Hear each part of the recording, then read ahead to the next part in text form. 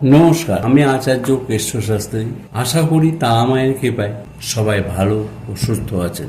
বড়দের আমার প্রণাম, ছোটদের ও সমবয়সীদের আমার শুভেচ্ছা। আগামী 2 অক্টোবর বুধবার পিতৃপক্ষের অবসান এবং দেবীপক্ষের শুভ সূচনা অর্থাৎ মহালয়া। সকলকে জানাই শুভ শারদীয়া আগাম প্রীতি ও শুভেচ্ছা। এই মহালয়ের দিনে একটা টোটকা আপনারা করতে পারেন, খুব ভালো ফল দেবে। মহালয়ের দিন সন্ধ্যার সময় 3টে মাটির প্রদীপ নেবেন, তাতে গাওয়া ঘি দিয়ে একটা বাড়ির ঈশান কোণে জ্বালিয়ে রাখবেন। আর একটা প্রদীপ জ্বালাবেন পুকুরে অথবা জলাশয়ে।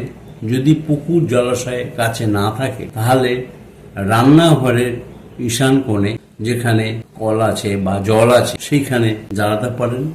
আর একটা ঠাকুর ঘরে ঈশান কোণে জ্বালানো।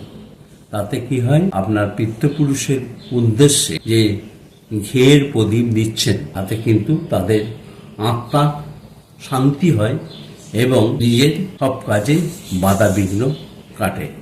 সবাই ভালো ও সুস্থ থাকুন এই কামনা করি। ধন্যবাদ।